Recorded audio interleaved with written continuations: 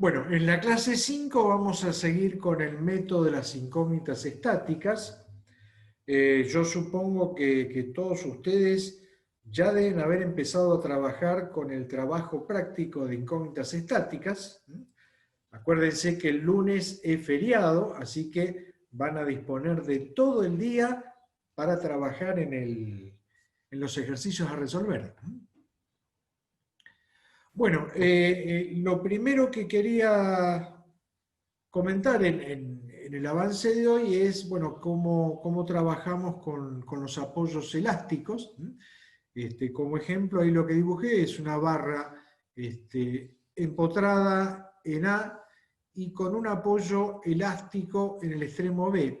Desde el punto de vista de la vinculación, el apoyo elástico es un vínculo de primera especie, ¿eh?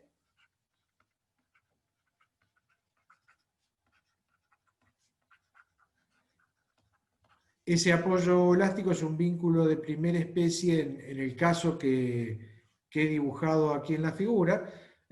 Podría tener también una condición de apoyo elástico para las traslaciones horizontales, o en algún caso incluso podríamos tener un apoyo elástico que esté asociado a los movimientos de giro. Entonces, eso en general lo simbolizamos de esta manera, como si fuese un resorte de reloj de los antiguos relojes de aguja.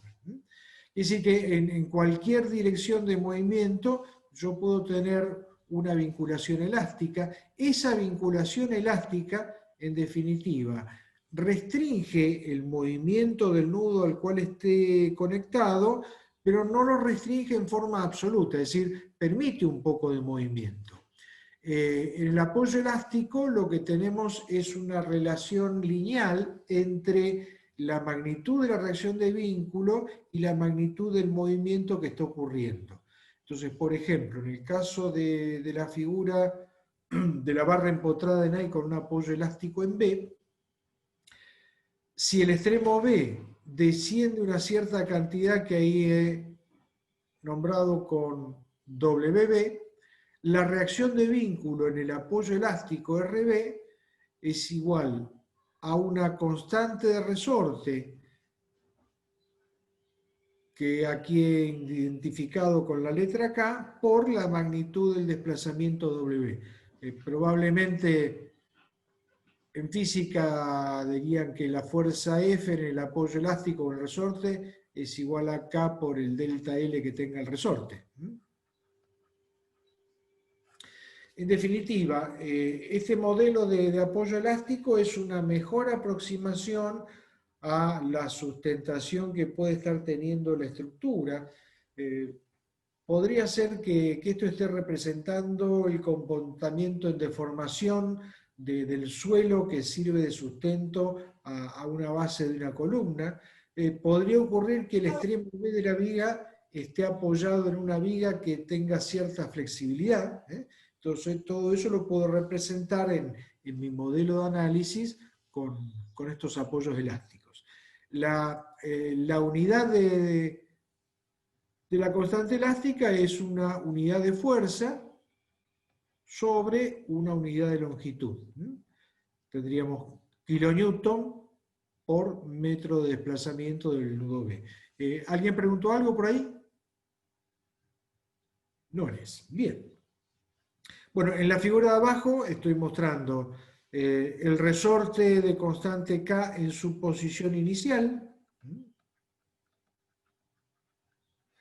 Cuando aplico la carga distribuida Q, el extremo B tiende a descender, y si hago un esquema de cuerpo libre que me muestre las fuerzas, lo que estoy viendo es que al descender el nudo B, el apoyo elástico, el resorte se está acortando, sobre el apoyo está actuando en B' una fuerza RB dirigida hacia abajo, que es equilibrada con la reacción de vínculo en el extremo inferior del apoyo RB dirigida hacia arriba, y en definitiva, sobre el extremo B de la estructura está actuando una reacción de vínculo RB dirigida hacia arriba. Cuando nosotros hacemos un modelo de apoyo móvil en un extremo tal como un extremo B, podemos interpretar que un apoyo móvil, como este que he dibujado en el extremo superior izquierdo de la figura, sería equivalente a un apoyo elástico cuya constante elástica tiende a infinito, es decir, ese apoyo elástico no permite ningún desplazamiento WB en el extremo B de la estructura. Bien. ¿Cómo puedo tener en cuenta en la resolución este apoyo elástico? Bueno, la forma de utilizarlo es muy sencilla. Como ejemplo, a continuación estoy resolviendo este problema hiperestático, que en definitiva es un problema hiperestático de grado 1, es decir, el grado de hiperestaticidad acá es 1 porque si ese apoyo elástico se comporta como un vínculo de primera especie, tengo una condición de vínculo superabundante sobre las 3 necesarias para poder inmovilizar a la ménsula AB. Bueno, en el primer caso estoy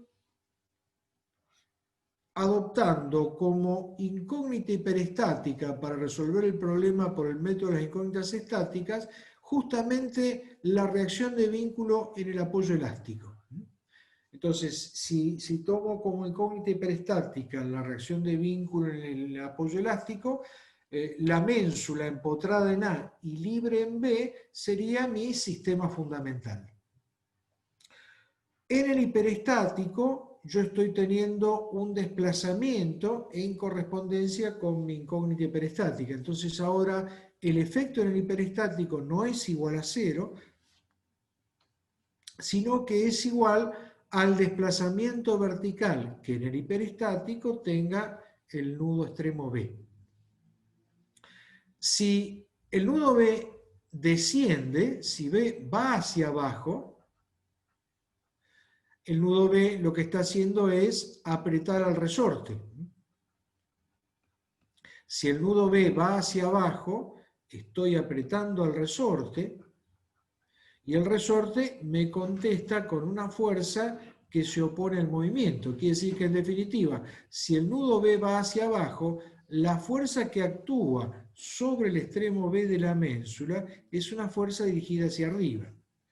Como yo he adoptado la reacción de vínculo en apoyo elástico como incógnita hiperestática, cuando evalúo el desplazamiento vertical del extremo B en la coordenada de la incógnita hiperestática, veo que ese desplazamiento vertical del extremo B tiene sentido contrario a la reacción de vínculo hiperestática X que va hacia arriba. Es decir, si la reacción la supongo hacia arriba, es porque el desplazamiento WB es hacia abajo.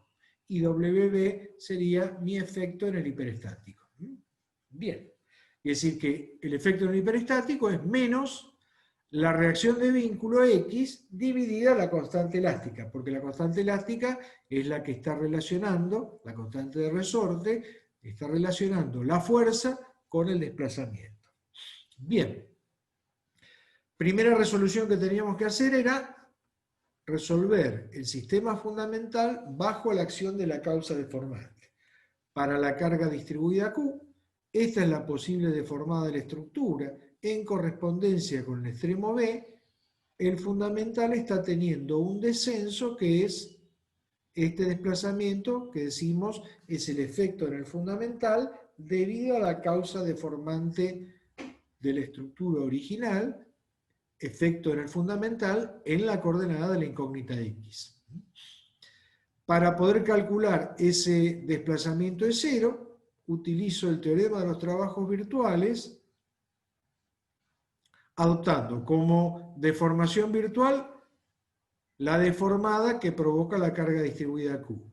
Como sistema equilibrado, un sistema que tenga una fuerza unitaria y positiva en correspondencia con el desplazamiento que quiero calcular. Entonces, para calcular E0, voy a tener que el diagrama M raya, que es el que provoca X actuando con valor unitario, va a ser el diagrama de momentos en el sistema equilibrado, y el diagrama M0, que es el que provoca la carga distribuida Q actuando en el fundamental, va a ser el diagrama de momentos de la deformación virtual. Bueno, cuando hacemos esa cuenta para este caso,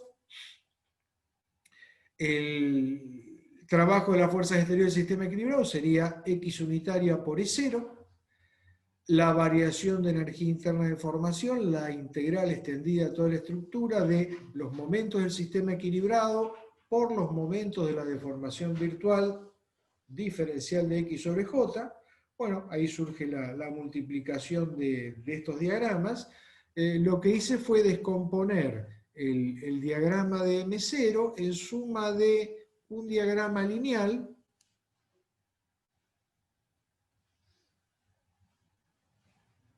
porque siempre me acuerdo que triángulo por triángulo con sentido de crecimiento en la misma dirección me da por resultado un tercio, y a ese diagrama lineal le agregué ahora una parábola cuadrática simétrica de ordenada QL al cuadrado sobre 8, y bueno, el resultado final de la multiplicación de diagramas es que E0 es igual a menos Q por L a la cuarta sobre 8 de J. Ese signo negativo quiere decir que físicamente el desplazamiento E0 está teniendo sentido contrario al supuesto positivo para la incógnita X. Bien. Una vez que tengo E0, lo único que me falta ahora es calcular la flexibilidad. Para calcular la flexibilidad, el sistema equilibrado y la deformación virtual van a ser los dos el sistema 1. Entonces voy a tener que hacer la variación de energía interna de formación como el diagrama M raya al cuadrado diferencial de X sobre J. Eso me da una flexibilidad F, valor positivo, que es L al cubo sobre 13J. Nuestra ecuación de compatibilidad de formaciones es la misma de siempre. El efecto en el hiperestático es igual a la suma del efecto en el fundamental más la flexibilidad por la incógnita. Teníamos efecto en el hiperestático era menos X sobre la constante de resorte, efecto en el fundamental menos Q por L cuarta sobre 8J, la flexibilidad L al cubo sobre 13J por X, y de ahí despejo cuánto vale la incógnita hiperestática X. La incógnita hiperestática X resulta ser igual a Q por L cuarta sobre 8EJ dividido L al cubo sobre 13J más 1 sobre K. Quiere decir que nos estaría quedando 3 octavos de Q por L por 1 sobre 1 más 13J sobre L al cubo por K. Y aquí, bueno, para mostrar un poquitito cómo se está comportando el apoyo elástico, hice dos consideraciones. Primero dije, bueno, si la constante de resorte K tendiera a 0, en ese caso, mirando el denominador de la expresión de cálculo de la incógnita hiperestática X, si K tiende a 0, el término 13J sobre L al cubo por K tiende a infinito, con lo cual esta fracción, que es 1 sobre infinito, tiende a 0, con lo cual la incógnita hiperestática tendería a 0. Fíjense, si K fuera igual a 0, sería equivalente a no tener apoyo elástico, la estructura se comportaría como si fuera una ménsula. El diagrama de momentos flexores de la estructura, en ese caso, sería el que tuvimos en el fundamental bajo la acción de la carga distribuida Q. Es decir, era un diagrama de momentos, que era una parábola cuadrática, de ordenada extrema QL al cuadrado sobre 2. Si K tendiera a infinito, es decir, si fuera un apoyo elástico, un resorte infinitamente rígido, en ese caso, vuelvo a la expresión del cálculo de X, si K tiende a infinito, este segundo término del denominador tiende a 0, con lo cual la incógnita hiperestática tendería a ser 3 octavos de Q por L al cuadrado. El apoyo elástico se estaría comportando como si fuera un apoyo móvil, y el posible diagrama de momentos flexores tendría en el extremo A un momento de valor QL al cuadrado sobre 8 y en el tramo el máximo positivo sería QL al cuadrado sobre 14,22. Fíjense que entre los dos diagramas de momentos se tiene que encontrar la solución final de momentos de nuestra estructura. Si yo quiero la solución final de momentos de nuestra estructura, lo único que tengo que hacer es el diagrama de momentos, que es suma del que provoca la carga distribuida Q en el sistema fundamental, más el que provoca la incógnita X, ya ahora actuando con su verdadero valor.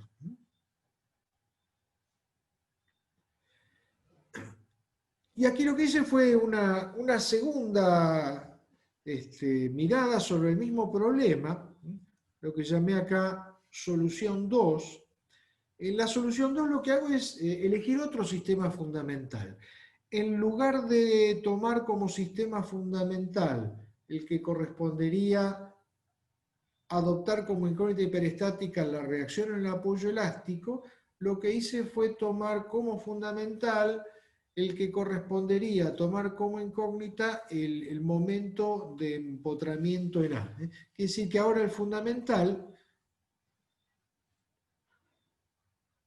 se comporta como si fuera una viga simplemente apoyada, con la diferencia que en el extremo B de esa viga simplemente apoyada está permitido el desplazamiento con una cierta restricción, es decir, en el extremo B el desplazamiento vertical no es libre, es lo que le permita la constante de resorte del apoyo elástico. Ahora, desde el punto de vista estático, lo cargue con lo que yo lo cargue a este sistema fundamental es un problema que es estáticamente determinado. En este fundamental yo tengo 3 posibles reacciones de vínculo, entonces para cualquier estado de carga que tenga, ya sea la carga distribuida uniforme o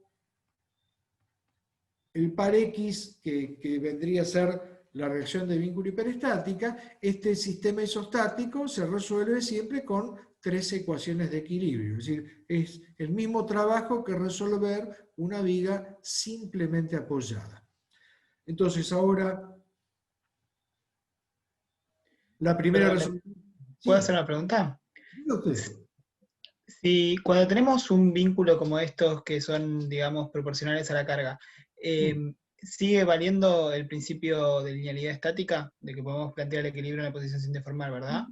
Siempre y cuando el apoyo elástico tenga cierta rigidez. Es decir, esto va a ser válido mientras yo no tenga un apoyo elástico muy débil, porque en ese caso, para fuerzas horizontales podría tener cualquier desplazamiento vertical. Es decir, todo en su medida y armoniosamente, como decían los griegos. Lo mismo ocurre con cualquier característica mecánica de la estructura que estoy analizando, ¿sí? Es decir, la deformación tiene que ser tal que se siga cumpliendo la teoría de las pequeñas rotaciones y que se siga cumpliendo la teoría de la linealidad estática. ¿Bien? Entonces, Perfecto. Muchas gracias. si se cumple la linealidad estática, el esquema de cuerpo libre para esta estructura con el apoyo elástico en B, lo puedo seguir tomando sobre el esquema de la estructura sin deformar. Entonces, estoy asumiendo que el desplazamiento vertical WB provocado por cualquier causa deformante, sea la carga distribuida uniforme, sea la incógnita hiperestática, es lo suficientemente pequeño como para no alterar el resultado de las ecuaciones de equilibrio. Entonces, si quiero calcular para la carga distribuida uniforme cuánto vale la reacción en B, tomo momentos respecto al extremo A y ahí el resultado es que la reacción en B va a ser Q por L sobre 2, proyecto sobre el eje vertical, BA es Q por L sobre 2, proyecto sobre el eje horizontal, H es igual a 0. Entonces, el diagrama de momentos flexores que voy a tener en la viga articulada en A y con el apoyo elástico en B, es el diagrama de aumento de flexores que tendría una viga simplemente apoyada. M0 es una parábola cuadrática simétrica de ordenada máxima QL² sobre 8.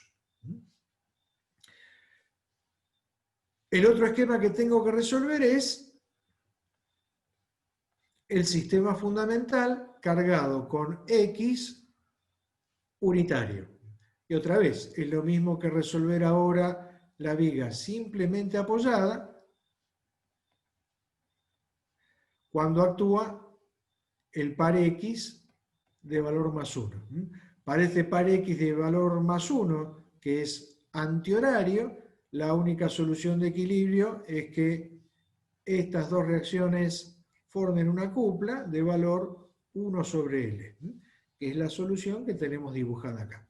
Y la reacción horizontal va a ser igual a 0.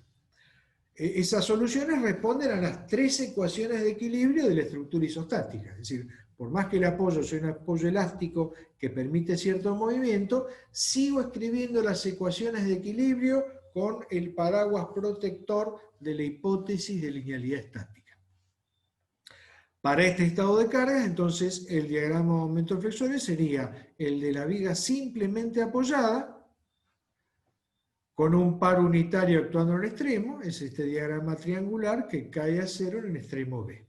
Ahora, en las posibles deformadas de la estructura, que he mostrado, el par antihorario que actúe en A, lo que va a hacer es curvarme la viga hacia arriba. La carga distribuida uniforme, lo que va a hacer es curvarme la viga hacia abajo. En las dos deformadas que he dibujado, la única diferencia respecto de la deformada de la viga simplemente apoyada con un apoyo móvil en B, la única diferencia que tengo es que en los dos casos puede haber un desplazamiento vertical en correspondencia con el extremo B. Ahora, de ese desplazamiento vertical, si yo tengo hecha la resolución estática de la viga con las 3 ecuaciones de equilibrio, ya conozco cuál es el sentido físico del desplazamiento que se produce, porque sé que hay un apoyo a resorte, entonces el movimiento en el extremo B tiene que oponerse al sentido físico de la reacción de vínculo que actúa sobre la estructura. Entonces, si en S0, en B, yo tenía como reacción de vínculo una fuerza Q por L sobre 2 dirigida hacia arriba, quiere decir que el movimiento del extremo B fue hacia abajo y eso fue lo que produjo que el resorte quedara apretado. Si en el caso del X unitario obtuve como reacción de vínculo una fuerza 1 sobre L dirigida hacia abajo, eso quiere decir que el extremo B tuvo un movimiento de traslación hacia arriba y eso estiró el resorte y por eso la reacción de vínculo está tratando de tirar para abajo para evitar ese movimiento, es decir, para restringir ese movimiento.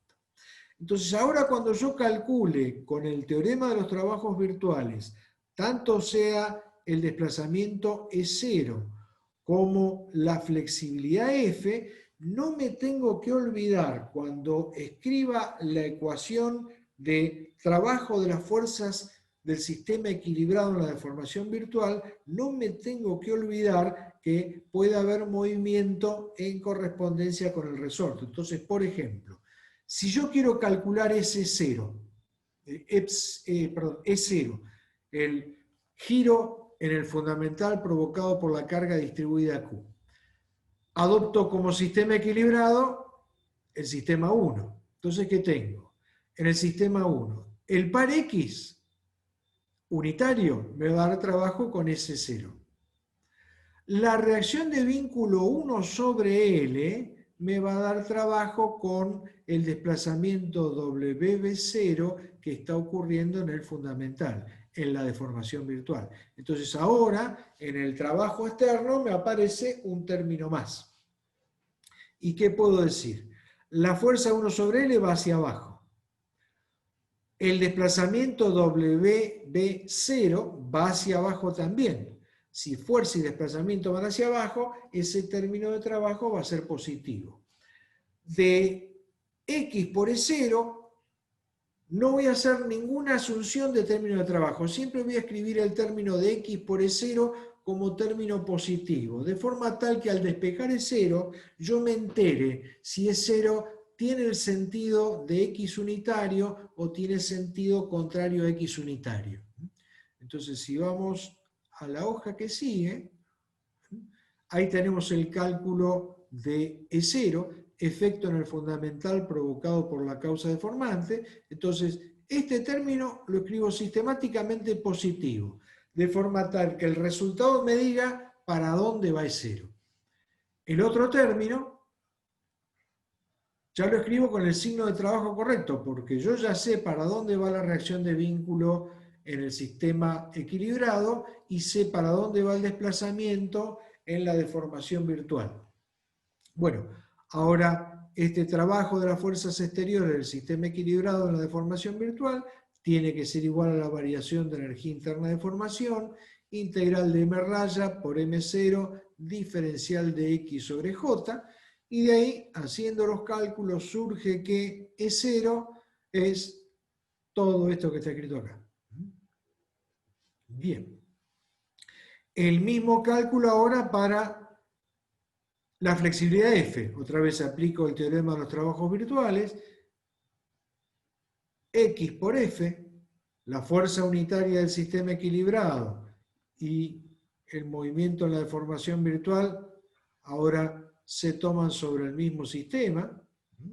Cuando calculo la flexibilidad, sistema equilibrado de deformación virtual son lo mismo. Entonces tengo X por F y ahora tengo el trabajo de la reacción de vínculo en B. La fuerza estaba yendo hacia abajo. El desplazamiento, si la fuerza iba hacia abajo, el desplazamiento fue hacia arriba. Por eso, ese trabajo ahora es un trabajo negativo. Cuando despejo la flexibilidad F, me queda que la flexibilidad F es L sobre 13J, que es la integral de m raya al cuadrado diferencial de x sobre j, más 1 sobre L al cuadrado por K, que es el término que incorporó el trabajo de la reacción de vínculo en apoyo elástico. Fíjense que habíamos dicho siempre que una flexibilidad directa en el análisis lineal tenía que ser una magnitud positiva. Esta flexibilidad que tengo acá es una flexibilidad directa. Cada término que contribuye al valor final de la flexibilidad directa tiene que ser un término positivo. Si no es un término positivo, indica que en algún lugar metí la pata porque una flexibilidad directa tiene que darme siempre un resultado positivo, entonces cada término que la compone tiene que ser un número positivo. Bien. Bueno, tomando estos nuevos valores de E0 y F, planteo la ecuación de compatibilidad. Ahora es el efecto en el hiperestático igual al efecto en el fundamental más F por X, con la nueva flexibilidad y el nuevo E0. Ahora el efecto en el hiperestático es igual a 0, porque mi nueva incógnita es ahora la que corresponde al momento de empotramiento en A, y para el empotramiento en A, la magnitud de desplazamiento en el hiperestático, EH, es el giro θ y el giro θ del sistema hiperestático es igual a 0. Entonces, ¿qué nos quedaría? Como resultado final de esta nueva incógnita X, me queda Q por L al cuadrado sobre 8 por esta fracción donde me está apareciendo K en el numerador y en el denominador. Y bueno, como para comparar resultados hice el mismo juego de antes. Digo, si K tiende a infinito, el sistema se tiene que comportar como si fuera una viga empotrada en A y con un apoyo móvil en B.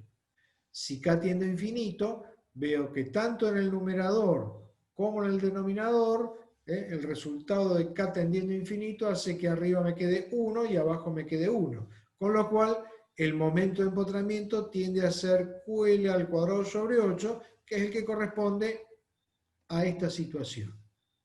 Bueno, si K tiende a 0, voy a esta expresión y fíjense que K igual a 0 en el numerador y K igual a 0 en el denominador me llevaría a una indeterminación de tipo infinito sobre infinito. Para sacarme de encima esa indeterminación, saco de los corchetes como factor común 1 sobre K. Entonces me quedaría el numerador 1 sobre K por K más 12J sobre L al cubo, el denominador como 1 sobre K por K más 13J sobre L al cubo, con lo que simplifico 1 sobre K y 1 sobre K, y ahora sí, rompí la indeterminación. En el numerador con K igual a 0 me queda 12J sobre L al cubo, en el denominador con K igual a 0 me queda 13J sobre L al cubo, con lo que el resultado final es que el momento de empotramiento es QL al cuadrado sobre 2, que es lo que corresponde como solución a la ménsula. Es decir que, sea como sea que piense el sistema fundamental, conteniendo o sin contener al apoyo elástico, el resultado final tiene que ser siempre exactamente el mismo si hago las cosas bien. Bien, ¿alguna duda con este apoyo elástico?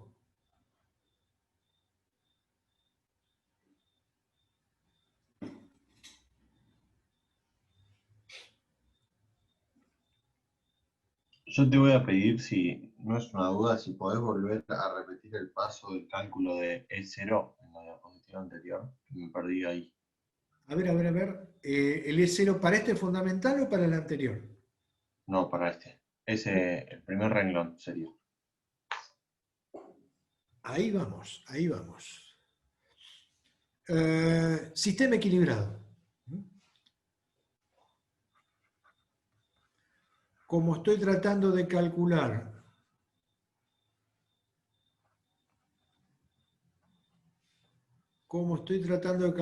el giro del extremo A, mi sistema equilibrado necesita una magnitud estática de valor unitaria en el extremo A. Deformación virtual.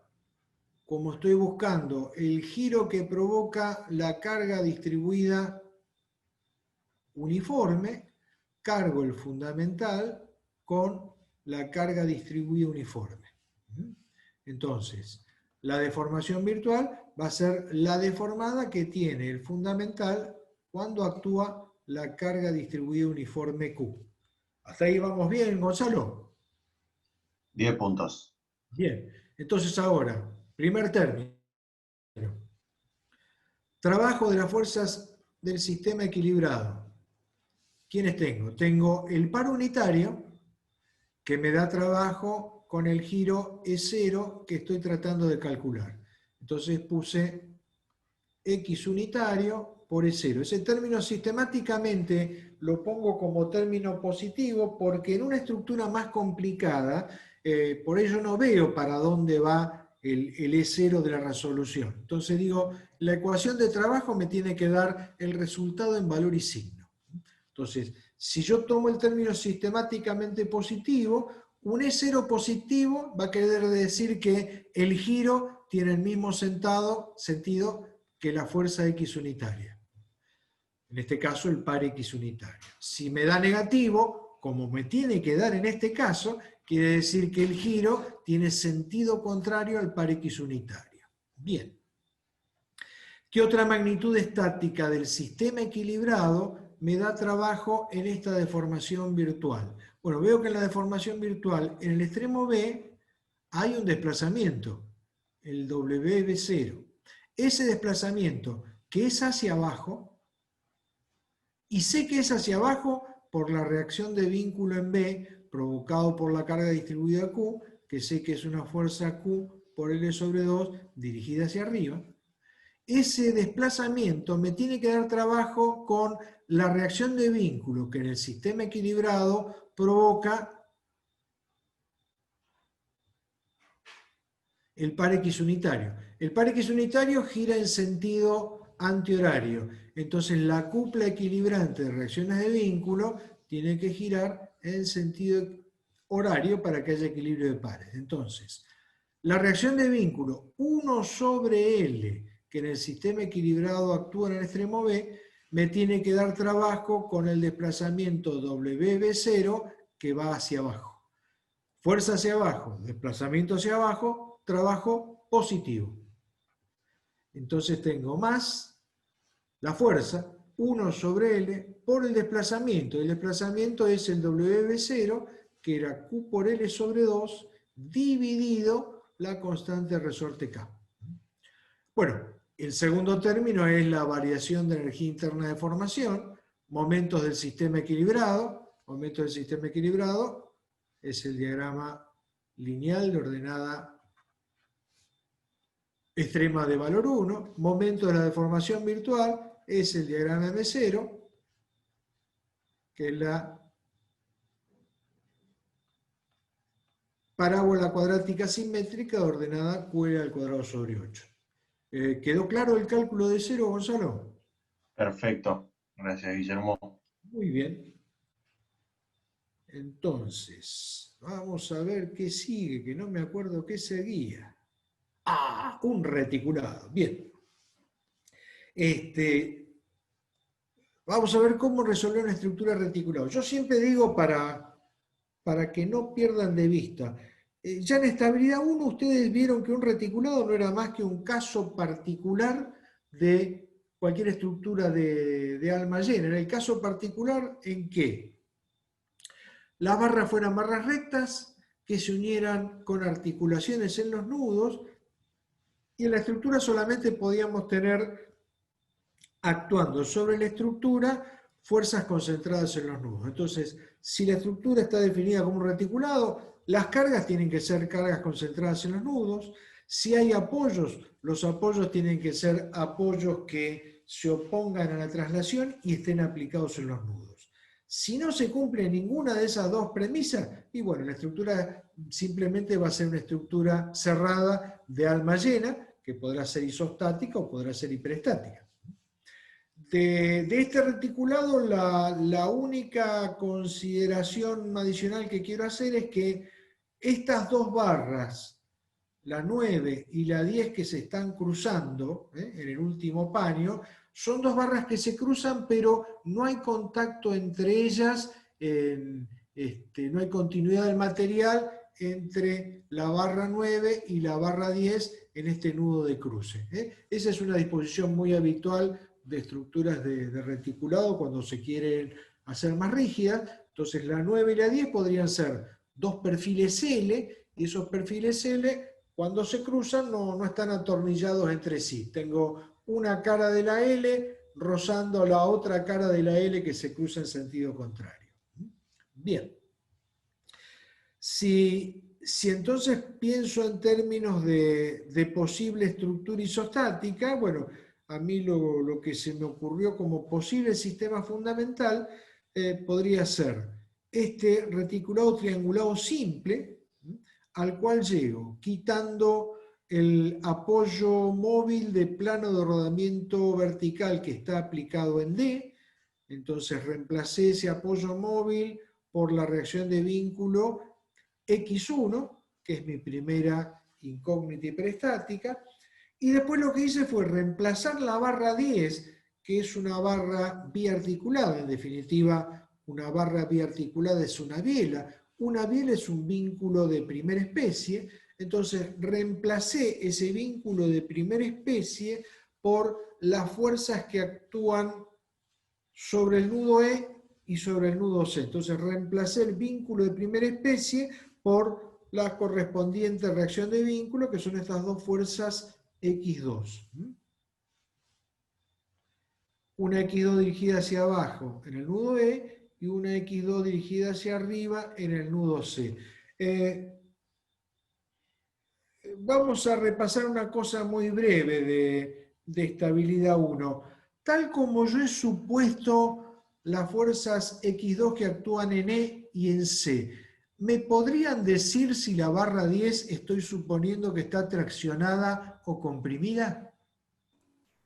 Traccionada. ¿Hay consenso con que está traccionada? Traccionada. Sí, hay consenso, está traccionada. Está traccionada, No hay ninguna oposición, porque, ojo, de los sentidos físicos que yo hago en mis esquemas, van a surgir después los signos de magnitudes que voy a poner en las ecuaciones. Bien. Claro, no cabe duda que está traccionada, porque yo tenía acá el nudo E y acá abajo el nudo C. Digo, sobre E está actuando una fuerza hacia abajo. Sobre C está actuando una fuerza hacia arriba. Y yo lo que hice fue quitar la barra que conectaba E con C. Eso lo hice rompiendo una unión en el extremo superior y rompiendo una unión en el extremo inferior. Entonces, por el principio de acción y reacción, la fuerza que actúa sobre el nudo E se opone a la fuerza que actúa sobre el extremo E de la barra suprimida, y la fuerza que actúa en el nudo C se opone a la fuerza que actúa sobre el extremo C de la barra suprimida. Entonces, ahí lo veo más claro. La barra suprimida está sometida a dos fuerzas que tiran hacia afuera de la barra. Si esas dos fuerzas tiran hacia afuera de la barra se va a cortar o se va a estirar. Y ahí espero la respuesta del público. Se va a estirar. Se estira. Se estira, claro. La barra está traccionada, se estira. Bien. Hay consenso en que, supuse tracción, hay consenso en que la barra se estira. Y si la barra se estira, el nudo E respecto del nudo C, ¿se acerca o se aleja? Y se van a alejar. Se van a alejar.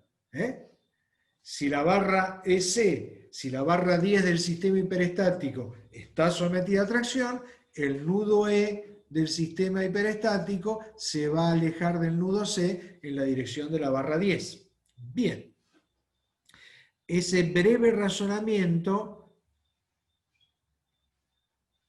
es a los efectos de definir el efecto en el hiperestático en la coordenada de la incógnita 1 y en la coordenada de la incógnita 2.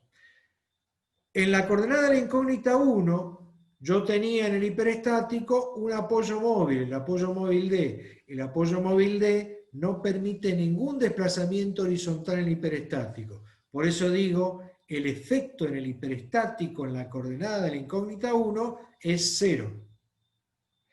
Y ahora voy al efecto en el hiperestático en la coordenada de la incógnita 2. Si yo he tomado este esquema de reacción de vínculo hiperestático compuesto por las dos fuerzas X2, una actuando en E y la otra actuando en C, lo que tengo que evaluar ahora como movimiento en la coordenada de la incógnita 2 es el movimiento relativo del nudo E respecto del nudo C o del nudo C respecto del nudo E. Y si dijimos que X2 estaba traccionada y que por lo tanto la barra S se estiraba, entonces no me cabe duda que el movimiento relativo de E respecto de C es un alejamiento. Si E se aleja de C, el movimiento relativo de E respecto de C o el de C respecto de E, evaluado en la coordenada doble X2, es un movimiento negativo. Por eso, al efecto en el hiperestático, en la coordenada de la incógnita 2, le estoy poniendo un signo negativo. Es menos ¿cuánto? Y bueno, si el esfuerzo en la barra es X2, y yo puedo calcular cuánto se estira la barra con la vieja fórmula de la negra está amistosa. El delta L de la barra es la longitud de la barra por el esfuerzo normal de la barra dividido el módulo de elasticidad longitudinal y dividido el área de la sección transversal. El esfuerzo normal de la barra es X2, entonces el efecto en el hiperestático en la coordenada de la incógnita 2 es igual a menos X2 por L3 dividido por área, donde L3 estoy llamando a la longitud de la barra S. ¿Quedó claro eso?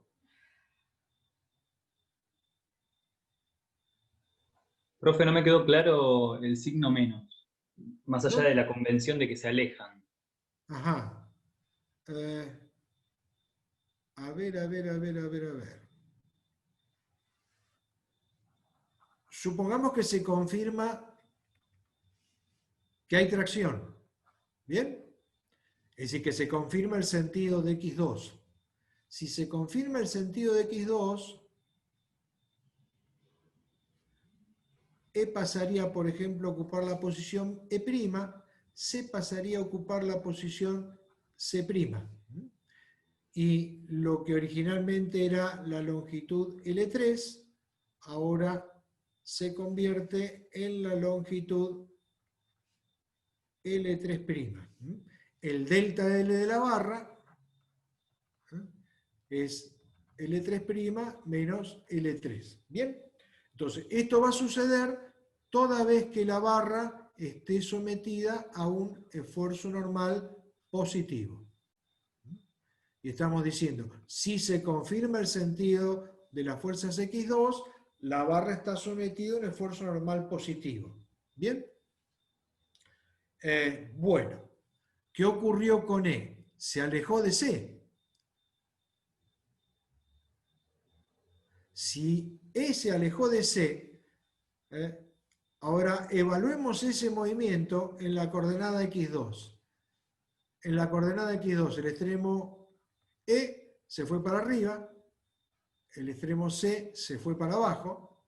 Comparemos los sentidos de los movimientos de E y C con los sentidos positivos de la incógnita X2. Fíjense que el sentido físico del movimiento relativo de E y C, alejándose, es contrario al sentido físico de lo que yo llamé incógnita X2, que es en E una fuerza hacia abajo y en C una fuerza hacia arriba. ¿Bien? ¿Le Perfecto, aclaré? profe. ¿Eh? Sí, gracias. Bien, bueno. ¿Ese es su hijo o su sobrino, el de la foto? Sobrino. Sobrino. Ah, bueno. Bien. Yo les aclaro que yo me casé cuando estaba en tercer año de la Facultad de Ingeniería. Entonces yo para esta época ya tenía hijos. Bien. Bueno, se viene ahora el cálculo de el vector E0. El vector E0 es un vector de dos elementos. Efecto en el fundamental en la coordenada de la incógnita 1, efecto en el fundamental en la coordenada de la incógnita 2. Se viene el cálculo de la matriz de los coeficientes del sistema de ecuaciones, la matriz de flexibilidad F. La matriz de flexibilidad F es una matriz de dos filas y dos columnas porque tengo dos incógnitas. Para hacer los cálculos, ¿qué tendríamos que hacer ahora? Bueno, otra vez, busco por el teorema de los trabajos virtuales desplazamientos en los distintos sistemas provocados por la causa deformante, por la incógnita X1 actuando con valor unitario, por la incógnita X2 actuando con valor unitario. Entonces, lo primero que necesito es resolver el sistema fundamental bajo la acción de la causa deformante. Esa es la solución de S0. Creo que la única carga que tenía era la carga exterior P en este nudo. Resolver el sistema fundamental bajo la acción de X1 unitario. Y finalmente, resolver el sistema fundamental bajo la acción de las fuerzas X2 unitarias. Una actuando en el nudo E y la otra actuando en el nudo C. Bueno, cualquiera de esas resoluciones es una resolución isostática. La única particularidad que podemos ver es que en la última resolución, como estoy cargando en isostático con un sistema que es autoequilibrado desde el punto de vista del equilibrio externo, las reacciones de vínculo externo me están dando 0, pero eso no significa que los esfuerzos en las barras sean 0. Es decir, Hay todo un sector de la estructura que está teniendo esfuerzos normales distintos de cero. Bueno, lo que hice acá fue resolver con el método de equilibrio de nudos. Estoy llamando alfa al ángulo de inclinación de la barra diagonal. En cada uno de los esquemas puse los sentidos físicos de las fuerzas nodales que equilibran a cada nudo. Son fuerzas opuestas a las fuerzas extremas de barra. En la tabla que está a la izquierda están los valores de las reacciones de vínculo interno, de los esfuerzos normales de cada una de las 9 barras que constituyen el sistema fundamental. Donde hay un esfuerzo positivo, quiere decir que la barra está traccionada. Donde hay un esfuerzo negativo, quiere decir que la barra está comprimida. Y bueno, de estas resoluciones, mucho más para hablar no hay, digamos, estas las pueden mirar tranquilos mientras están cenando casi. Es nada más que resolver en un sistema reticulado isostático por el método de equilibrio de nudos. Si esto lo hago con una tabla más o menos prolija, después se puede sistematizar el cálculo de E0 y de las flexibilidades F. En definitiva, si aplico el teorema de los trabajos virtuales, ahora la variación de energía interna de formación para una estructura reticulada, la integral extendida a toda la estructura de los normales del sistema equilibrado por los normales de la deformación virtual diferencial de X sobre E por A, se va a transformar para el caso de estructuras tipo reticulado, como los normales son funciones constantes en un reticulado. Esto para las B barras que tenga la estructura que esté analizando, se va a transformar en los esfuerzos normales que obtengan los sistemas equilibrados por los normales para cada barra en la deformación virtual, por la longitud de cada barra sobre el E por área I de cada barra. Con lo que, si yo tengo los normales de cada barra calculados y conozco las longitudes y tengo el dato de qué material constituye las barras y qué sección transversal tiene cada barra, de ahí puedo sacar cuánto vale E01, E02, F11, F12, F21 y F22. En cada caso les he escrito la sumatoria de los productos de esfuerzos por las longitudes sobre E por A para las 9 barras que está teniendo el sistema fundamental. Bueno, pueden chequear después a la hora del café, después de cenar, cuánto daría para este ejemplo E01, cuánto da E02, F11, F12, F21, que tiene que ser igual a F12 y F22. Fíjense que F12 y F21 dan 0. Cuando nos dan 0 las flexibilidades cruzadas, decimos que las incógnitas están desacopladas entre sí. Fíjense, me queda que la matriz de flexibilidad es una matriz diagonal. Solamente hay elementos distintos de 0 en la dirección de la diagonal principal y ceros fuera de la diagonal principal. Quiere decir que yo puedo ir resolviendo cada ecuación, en este caso particular, como si fuera una ecuación de una sola incógnita. Bueno, al plantear mi ecuación de compatibilidad de formaciones, que escrita en forma compacta es siempre la misma, efecto en el hiperestático igual a la suma del efecto en el fundamental más la matriz de flexibilidad por el vector de incógnita, de ahí surgen cuánto valen X1 y X2. Una vez que yo tengo X1 y X2,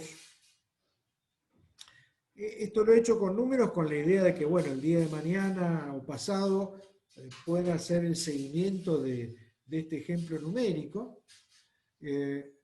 Una vez que tengo X1 y X2, puedo obtener los esfuerzos normales en todas las barras de la estructura, otra vez aplicando superposición de efectos. Puedo decir que para una barra genérica I, el esfuerzo normal en la barra I del hiperestático va a ser suma de el esfuerzo normal que en el fundamental provoca la causa deformante, más el esfuerzo normal que provoca X1 actuando con valor unitario por el verdadero valor de X1, más el esfuerzo normal que provoca x2 actuando con valor unitario por el verdadero valor de x2, y eso es lo que me da los valores finales de esfuerzos normales que están graficados en este esquema, donde puse para las barras que constituyen la estructura los valores de las fuerzas nodales y los sentidos físicos de las fuerzas nodales que corresponden a la resolución de este hiperestático. Bien, si yo no soy medio animalote resolviendo estructuras isostáticas, todo este sistema que está acá me tiene que dar equilibrado. Ahora, me va a dar equilibrado independientemente de qué valor tenga la incógnita x1 y qué valor tenga la incógnita x2. Es decir, si yo invento valores de x1 y de x2, cuando haga la suma de esfuerzos me va a dar siempre un sistema que está en equilibrio. Eso pasa con cualquier resolución de sistemas hiperestáticos que se haya realizado utilizando el método de las incógnitas estáticas. La única forma que tengo de chequear una solución de estructuras hiperestáticas hecha por el método de las incógnitas estáticas es verificar el cumplimiento de la compatibilidad de deformaciones. Entonces, para verificar una solución hecha por este método de las incógnitas estáticas, también llamado método de las fuerzas o método de las flexibilidades, la única forma de verificar es calcular algún desplazamiento cuyo valor yo conozca en la estructura original.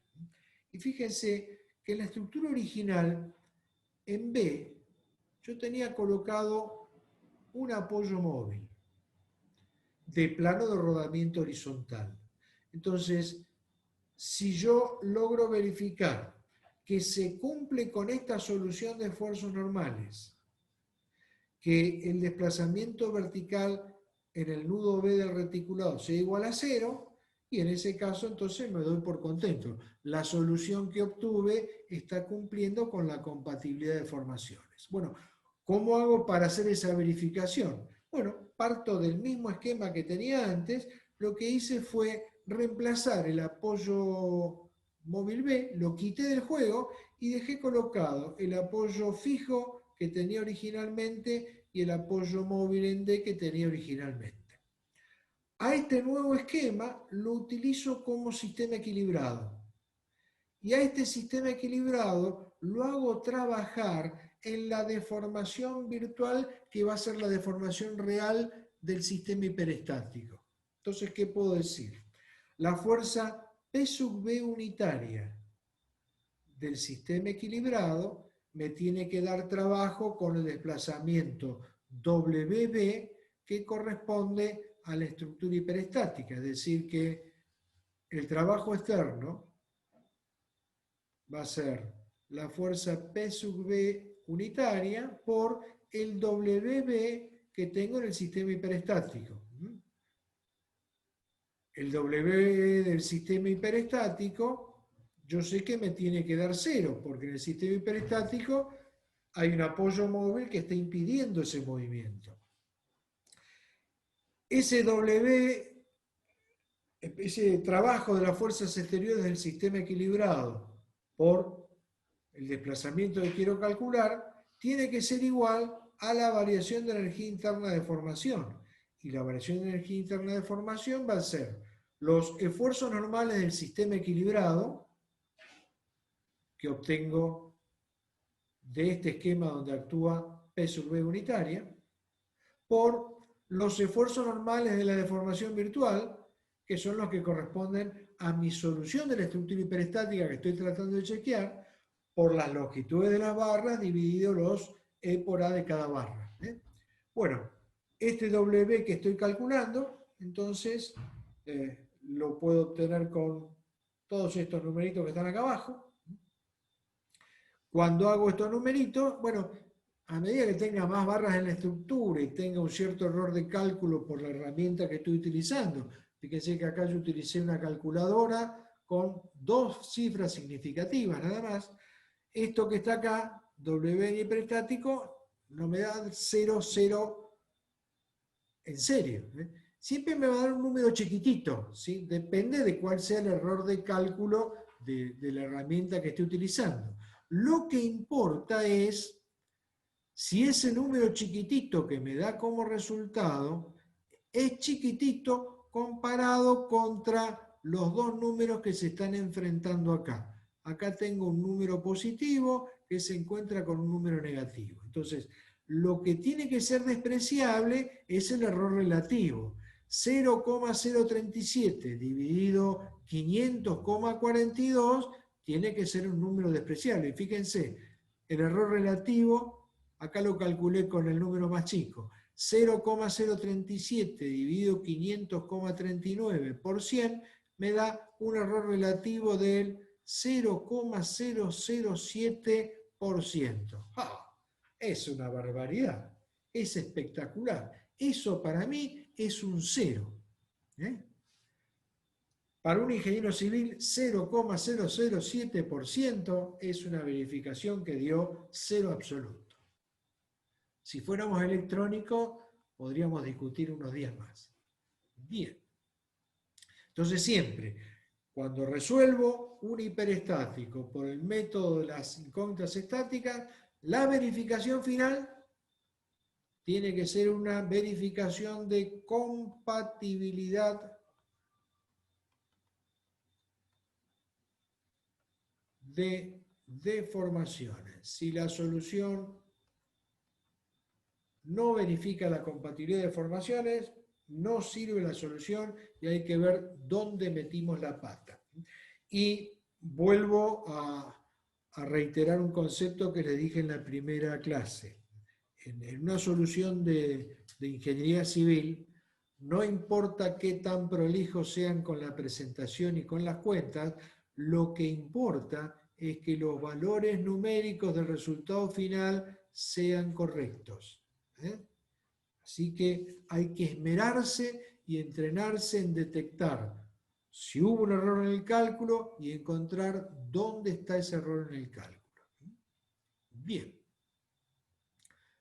Superados los reticulados, oye, sí. Dije, bueno, el caso que yo resolví era bastante sencillo. Pueden tener algún reticulado un poco más complicado. Entonces, lo que hice acá fue estudiar un poquitito más precisamente la determinación del grado de hiperestaticidad. Y dije, bueno, si el reticulado es un caso particular de cualquier estructura que yo pueda pensar en el plano, podríamos chequear el grado de hiperestaticidad utilizando el índice de vinculación. Y ahí, bueno, hay que acordarse de que para el índice de vinculación nosotros hicimos un balance entre ecuaciones de equilibrio y cantidad de incógnitas de la estructura discretizada.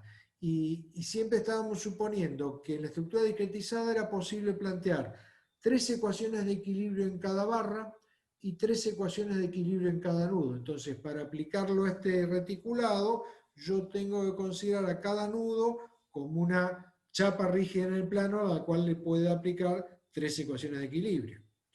Como las uniones del reticulado son articuladas, para poder representar esto en mi esquema de despiece del índice de vinculación, lo que tengo que considerar son liberaciones de extremos de las barras en todas las barras que llegan a un nudo menos una.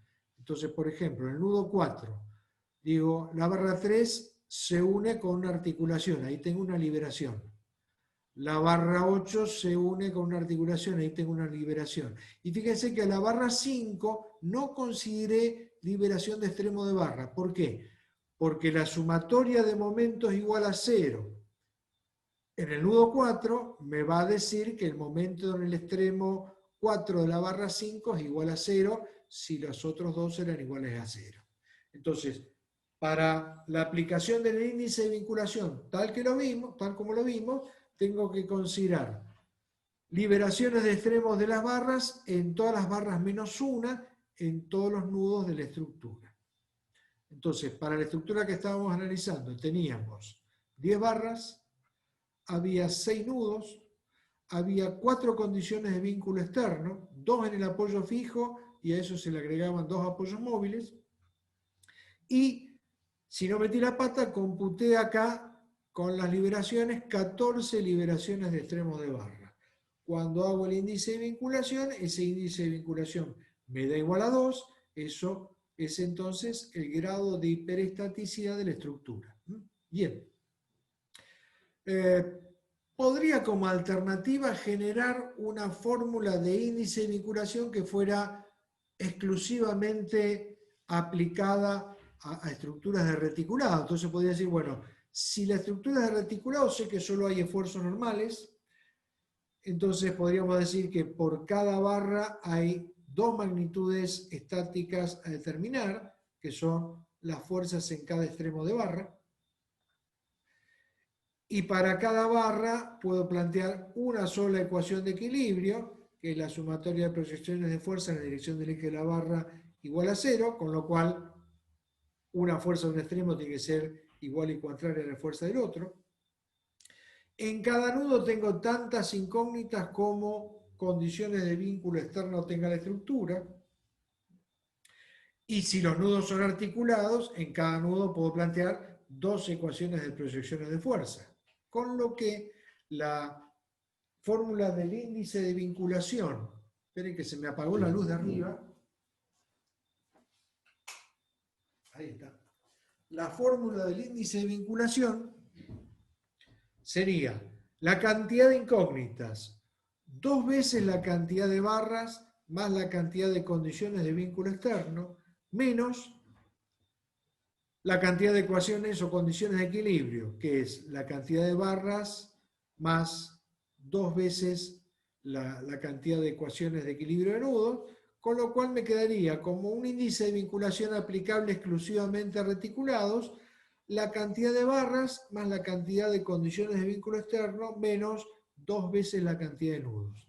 En el caso analizado tendríamos 10 barras más 4 condiciones de vínculo externo, menos 2 veces la cantidad de nudos, 2 por 6, 12, que sí que otra vez me quedaría índice de vinculación igual a 2, eso sería el grado de hiperestaticidad. Bueno, seguramente en estabilidad 1 utilizaron alguna expresión de rigidez de un reticulado isostático y en el que relacionaba la cantidad de barras con la cantidad de nudos. Es decir, que les debe resultar conocida para el caso de una estructura isostática de reticulado, que la cantidad de barras más la cantidad de condiciones de vínculo externo tenía que ser igual a 2 veces la cantidad de nudos. Eso no es otra cosa que el índice de vinculación que pueden haber visto como condición de rigidez de un reticulado isostático. Si todo el reticulado se comportaba como una chapa, solo necesitaba 3 condiciones de vínculo externo, entonces la cantidad de barras era 2 veces la cantidad de nudos menos 3. Bien. Guillermo, ¿te puedo hacer una pregunta? Y diga usted. En el nudo 2, ¿por qué no sacaste ningún nudo, ninguna articulación? En el nudo 2. En el nudo 2 sí, fíjate que en el nudo 2, Arriba. en el nudo 2, yo estoy teniendo articulado el extremo 2 de la barra 2, articulado el extremo 2 de la barra 1, articulado el extremo 2 de la barra 9, articulado el extremo 2 de la barra 8, y para la barra 6 dejé la barra empotrada en el nudo. No puse ninguna liberación de extremo. Perfecto. Fíjate Gracias. que en la barra 5, en la barra 6 y en la barra 7 no hice ninguna liberación de extremo de barra. ¿Bien? Sí, perfecto. Bueno. Vamos con la... Hay una cosa que no me terminó de cerrar del grado de hiperestaticidad de este ejercicio. A ver. Porque Por como yo lo veo, si el grado de hiperestaticidad es igual a 2, debería sacar dos condiciones de vínculo para Bien, que esto sea un isostático. Y por correcto. ejemplo, si yo saco los dos apoyos móviles, tengo un apoyo fijo o sea, eso no se mantiene en equilibrio porque Claro. puede tomar Ojo, momento. nadie te dice que vos tengas que sacar condiciones de vínculo externo. Tenés que sacarle condiciones de vínculo de la estructura hasta convertirla en un sistema isostático, ¿sí? Y acá, si yo tengo 4 condiciones de vínculo externo y saco 2, lo que me queda es un mecanismo, lo dibujo acá. Supongamos que yo saco los 2 apoyos móviles.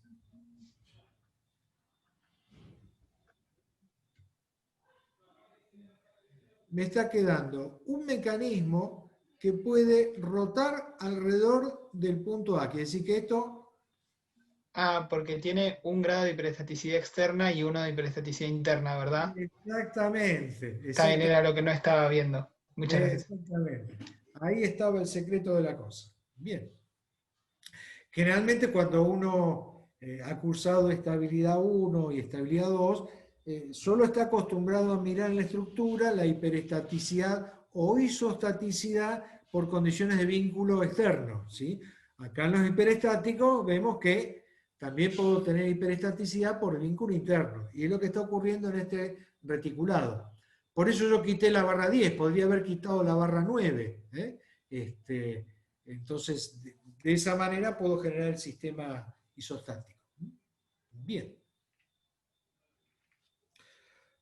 Bueno, sobre este esquema reticulado aquí se me ocurrió dar otra vuelta de tuerca. Fíjense que lo único que estoy haciendo es modificar un poquitito el cómo pensar la incógnita X2. A X1 lo dejé igual que antes, con el apoyo móvil que estaba en el nudo D. Para la incógnita X2, en lugar de eliminar la barra completa que iba desde el nudo E hasta el nudo C, lo que hice fue quitar la condición de vínculo en una sección. Digamos, en lugar de eliminar la barra completa, dije, bueno, voy a quitar la condición de vínculo en la unión de la barra con el extremo superior, ¿sí? Bueno, cualquier sección de esta barra, en definitiva, es un empotramiento.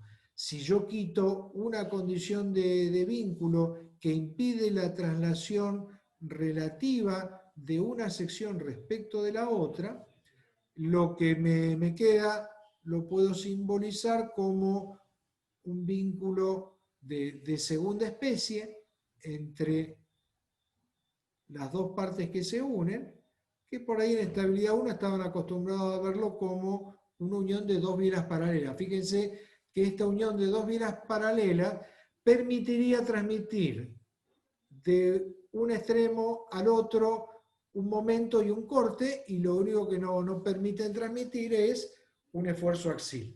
Entonces digo, si reemplazo en una sección cualquiera ese empotramiento que corresponde a la continuidad del material por una unión de segunda especie, lo que estoy haciendo es poner en evidencia una componente de reacción de vínculo interno, que es el esfuerzo normal X2. Otra vez, X2 en definitiva sigue siendo el esfuerzo de tracción en esta barra, pero en lugar de eliminar la barra completa, hice la eliminación de la condición de vínculo en una sección de la barra.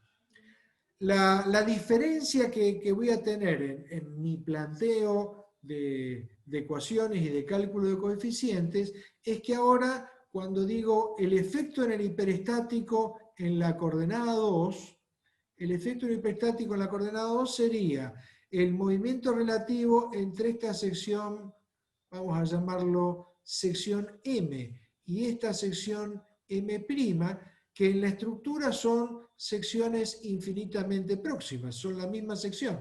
Entonces, si no hay pérdida de continuidad en el material de la barra, el efecto en el hiperestático en la coordenada 2, ahora lo tengo que pensar como que es igual a 0. Ahora, si el efecto en el hiperestático en la coordenada 2 es igual a 0, estaría cambiando la ecuación de compatibilidad de deformaciones, pero fíjense que no. ¿Por qué? Cuando yo cargue con X2 unitario, ahora va a haber una barra más que va a tener esfuerzo normal, que va a ser la barra 10. Entonces, cuando cargue con X2 unitario, al calcular la flexibilidad F22 a la que teníamos calculada antes, que era 12,28 sobre por A, se va a estar agregando el esfuerzo de esta barra 10, y el esfuerzo de esta barra 10 va a ser 1 elevado al cuadrado, x2 elevado al cuadrado por L3 sobre por A. Quiere decir que me aparece ahora en F22 un término más, y ese término más no es otra cosa que X2 unitario por L3 sobre por A, y en definitiva L3 sobre por A es lo que estábamos teniendo cuando computábamos el efecto en el hiperestático en la coordenada 2 en la resolución anterior. EH2 anterior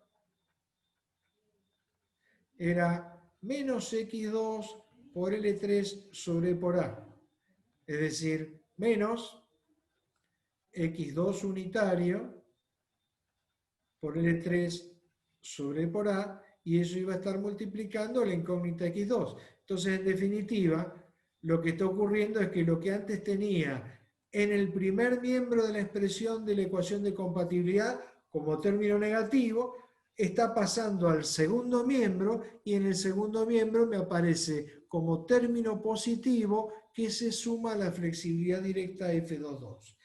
F12 y F21 siguen siendo iguales que antes, y F11 sigue siendo igual que antes, porque cuando cargo con X1 unitario, no hay esfuerzo normal en la barra S.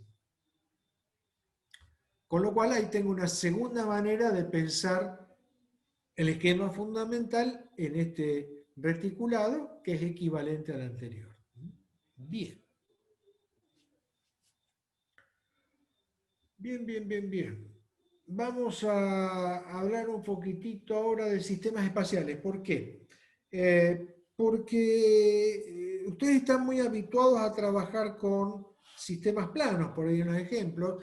Seguramente cuando trabajaron con flexión oblicua les apareció algún esquemita espacial, o cuando vieron problemas de torsión les apareció algún problema espacial. Entonces quería ver un poquitito, a ver qué diferencia podía haber cuando yo considero un sistema espacial. Bueno, si considero un sistema espacial, respecto de lo que hemos visto hasta ahora, lo único que tenemos es una mayor dimensión del problema. Paso de un sistema plano de 2 coordenadas a un sistema espacial de 3 coordenadas, en lugar de tener en cada sección 3 componentes de esfuerzos característicos, me aparecerán 6 componentes de esfuerzos característicos.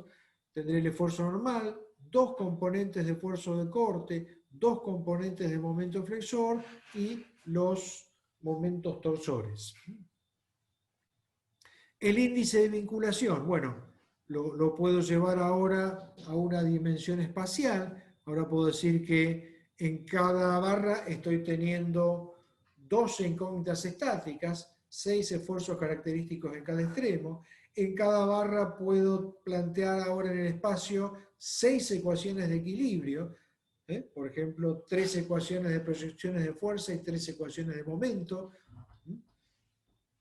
En definitiva, cuando haga el balance de incógnitas ecuaciones para las barras, tendremos 12 incógnitas menos 6 ecuaciones, me queda en definitiva, en lugar de 3b menos k, como en el sistema plano, 6b menos k.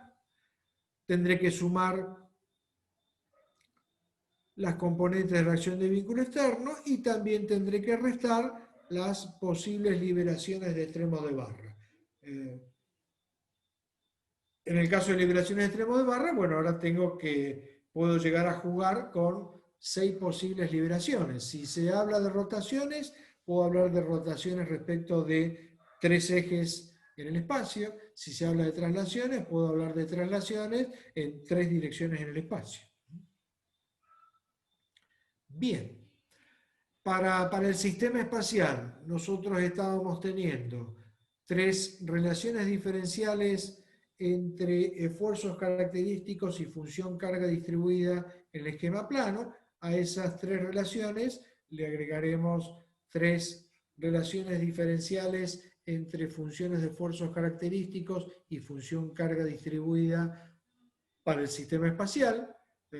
Me aparece una relación más de corte, me aparece una relación más de momento y esfuerzo de corte, y me aparece para el caso de momentos torsores que el diferencial de momento torsor es igual a 0, salvo que haga un planteo donde puedan actuar sobre la estructura momentos torsores distribuidos, que es por ahí poco habitual en los esquemas que hacemos los ingenieros civiles, pero pueden ser más habituales en los esquemas de problemas de torsión de los ingenieros mecánicos.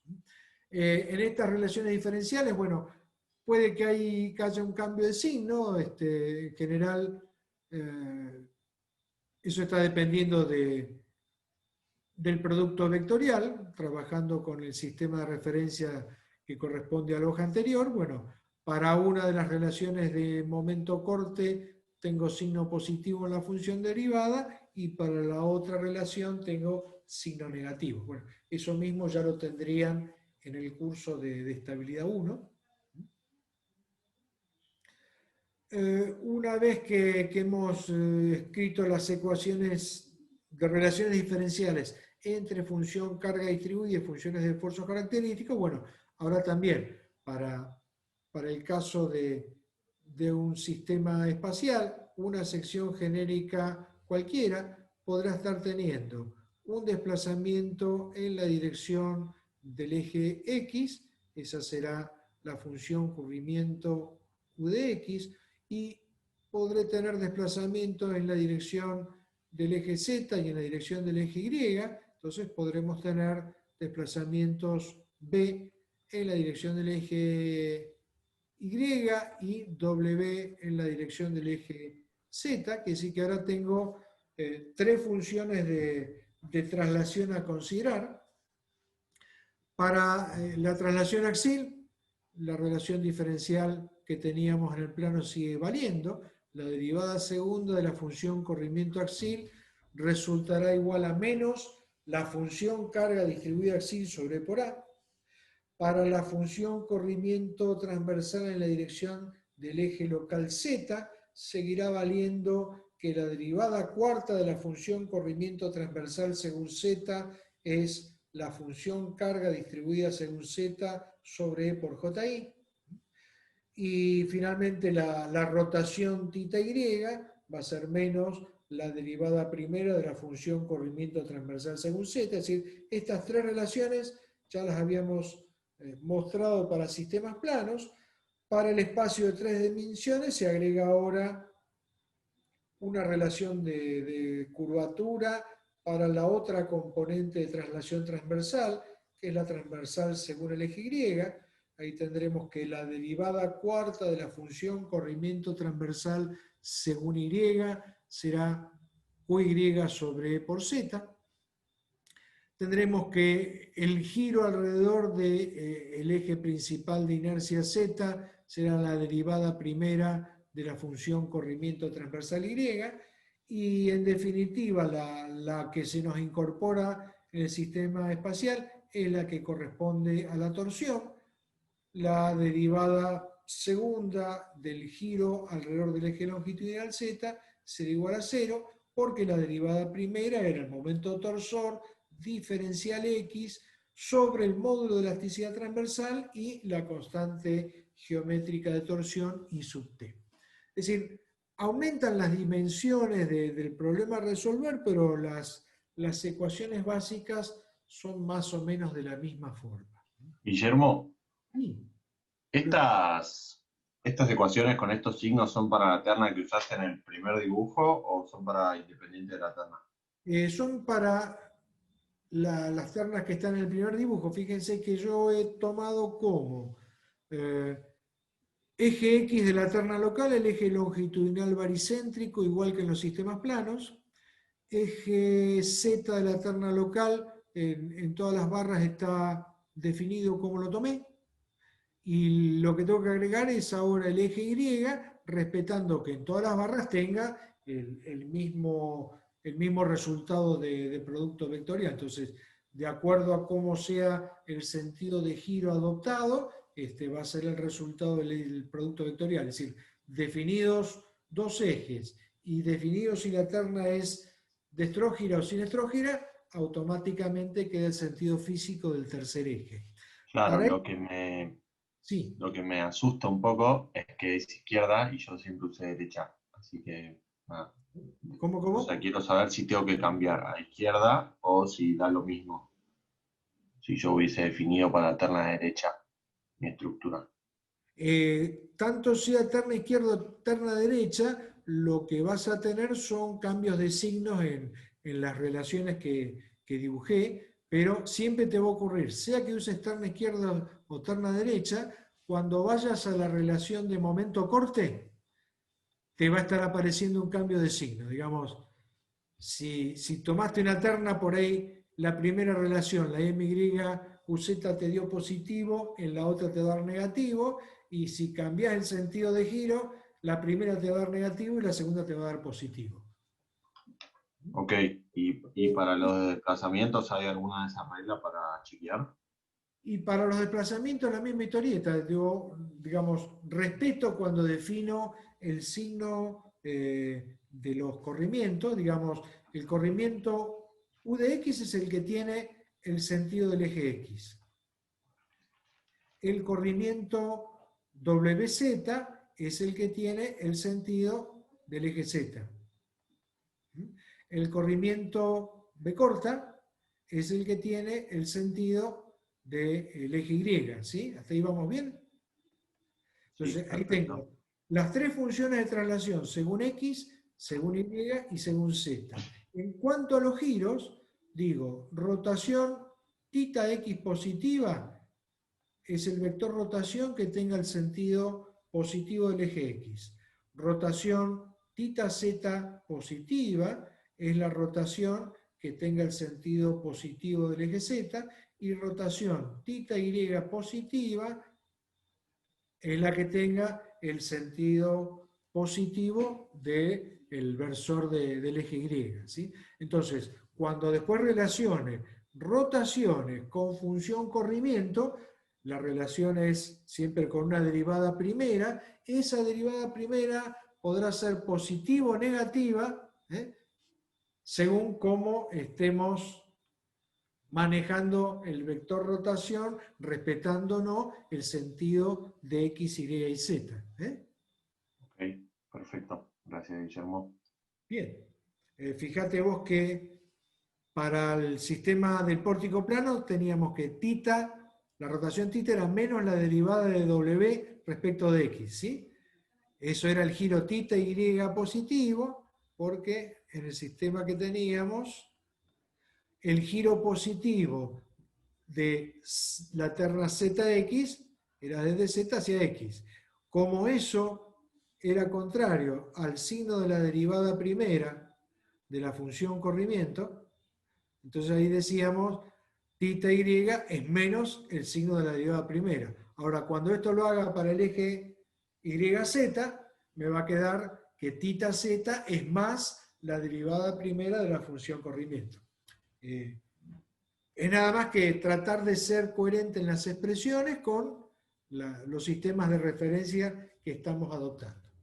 Ahora, lo que no va a fallar nunca es que, teniendo claro para dónde son los ejes X, Y y Z, ustedes miren cuál es el movimiento físico de la sección y miren cómo es el giro físicamente. Después el signo aparece solo. Ahora, hay un caso muy interesante de sistema espacial, que es lo que llamamos el sistema plano. Claro, en general cuando hablamos de sistema plano estamos acostumbrados a hablar de un pórtico plano, pero ahora les voy a mostrar en este esquema otro sistema plano.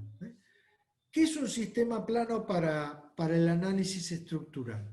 Un sistema plano es, para una estructura formada por barras, un sistema donde los ejes longitudinales y baricéntricos de todas las barras estén contenidos en un mismo plano. Entonces, por ejemplo, en la figura que está a la izquierda, yo he dibujado una estructura que tiene todos los ejes longitudinales baricéntricos de las barras contenidos en el plano Z global, X global. Las condiciones de vínculo externo para un sistema espacial tienen que ser 6 para poder inmovilizar la estructura. ¿Qué más le pido a un sistema para ser definido como sistema plano? Bueno, la otra cosa que le pido a un sistema para ser definido como sistema plano es que un eje principal de inercia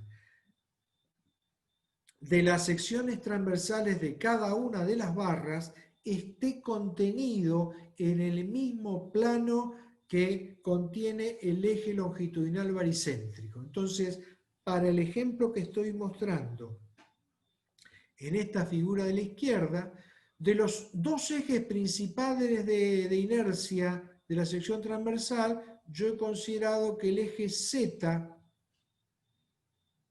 de la sección transversal es el eje principal de inercia contenido en el plano Z global, X global.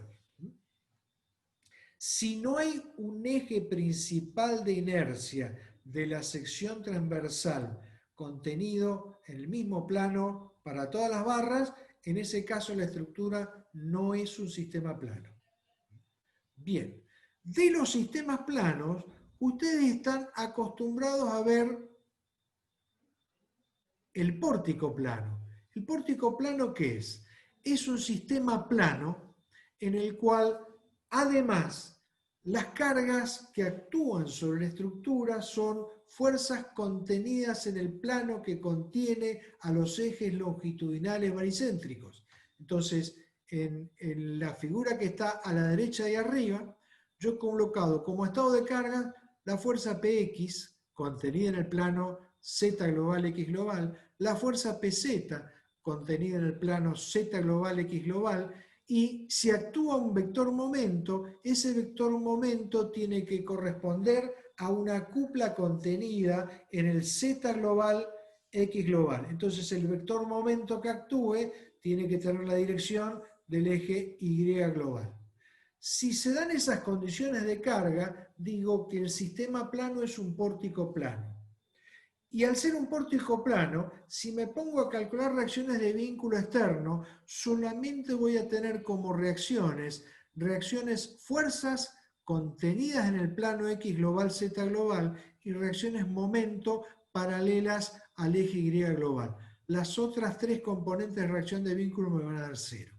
Y si estudio el estado de solicitación de esta estructura que llamé sistema y que llamo ahora pórtico plano, lo único que voy a encontrar al calcular esfuerzos característicos van a ser esfuerzos normales N, esfuerzos de corte QZ y momentos flexores MY.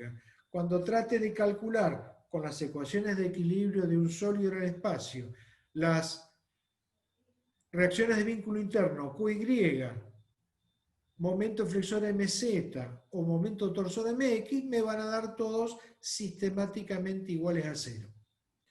Solamente voy a tener como componentes de la deformada de la barra corrimientos según el eje Z global y el eje X global. Es decir, solamente van a ser distintas de 0 W de X y U de X. Y solamente voy a tener componentes de deformación de rotación θ y de X. Entonces, el sistema plano cargado con fuerzas en su plano, al cual estamos acostumbrados a ver como pórtico plano, solo tiene 3 componentes de esfuerzo característico y 3 componentes de deformación a estudiar.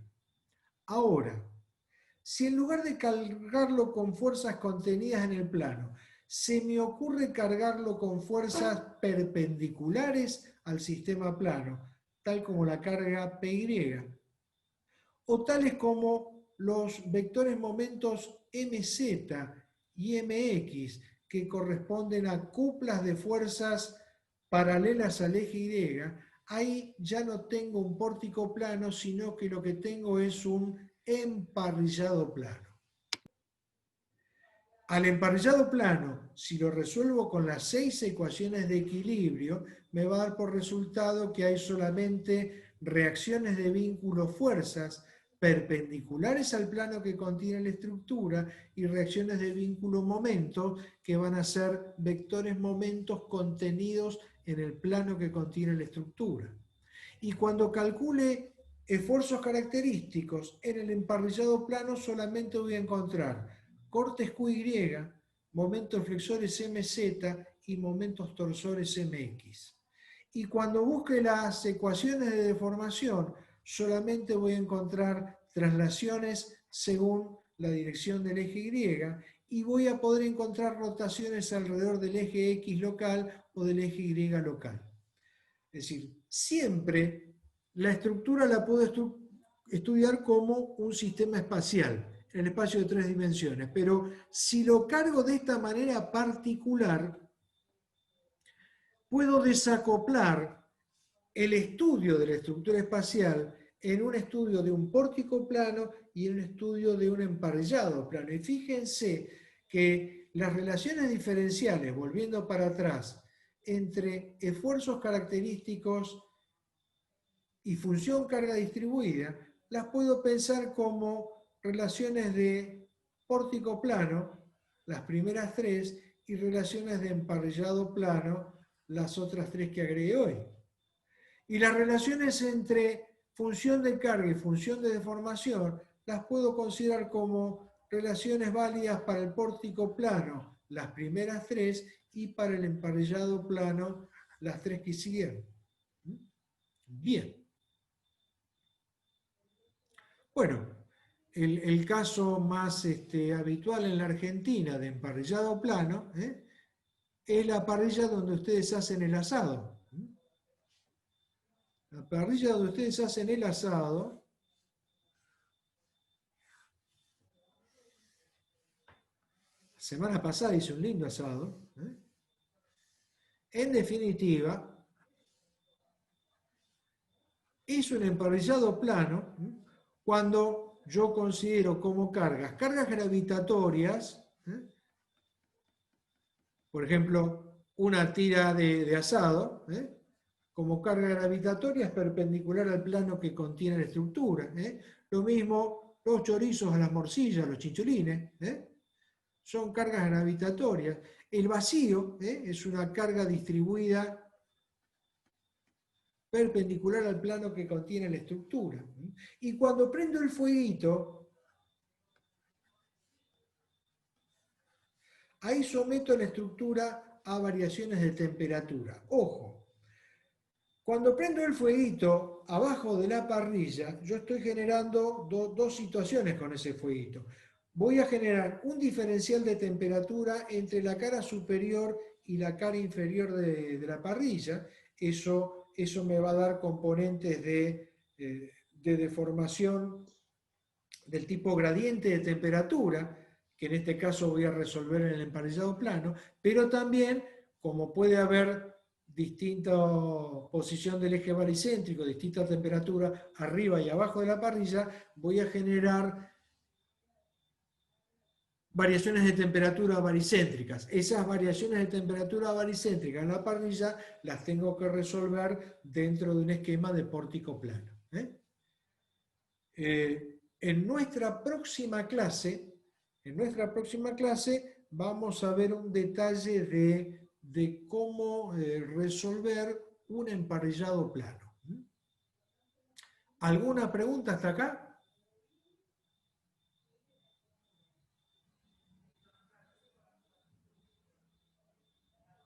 ¿Quedó alguien despierto? Estamos despiertos. Por mi parte no hay dudas, profe, buenísimo. El último ejemplo estuvo ideal. Sí, además ya les despierto el apetito a esta hora. Despiertos y con hambre estamos ahora. Sí. Aguárdenme un segundito que voy a ver cómo va Ignacio con el examen. Pero una pregunta. Sí. Esta clase no la mandó por mail. ¿Está subida esta clase? Esta clase está en el campus. Ok, ok. En el campus Bien. tiene subida esta clase y las dos clases que vienen. ¿eh? Bien, gracias. Déjenme que vea un poquitito cómo va. Esta está en la unidad 2, creo que dice clase teórica 5.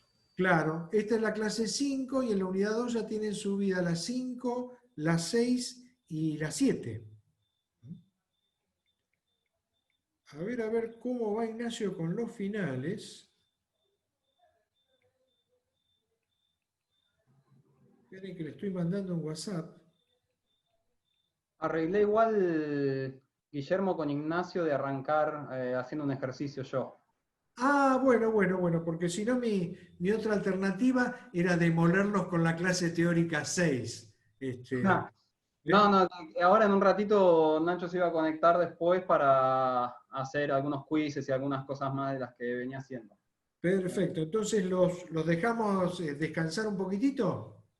Sí, así termino de conectarme. A las 9, ¿les parece? Nos conectamos de vuelta. ¿Está bien? Después igual cuando terminamos el ejercicio les doy algunos minutitos más. Perfecto, bueno, entonces lo Guillermo, voy ¿te puedo sí, hacer una pregunta antes de que te vayas? diga usted.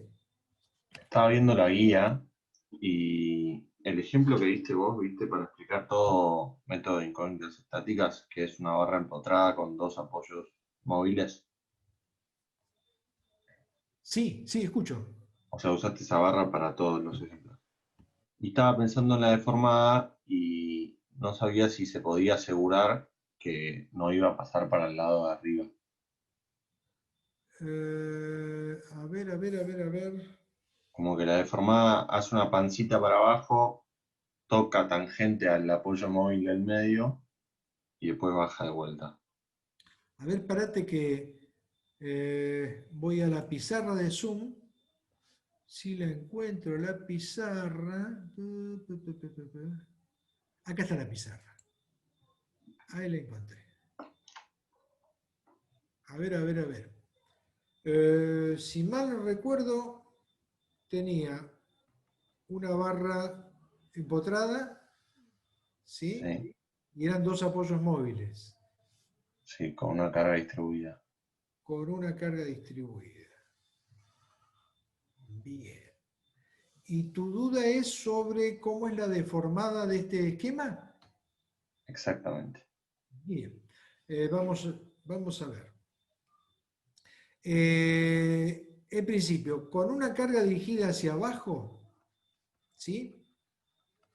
Yo me esperaría que en la zona central de las dos vigas hubiera una panza tal como esta. ¿Hasta ahí estamos de acuerdo?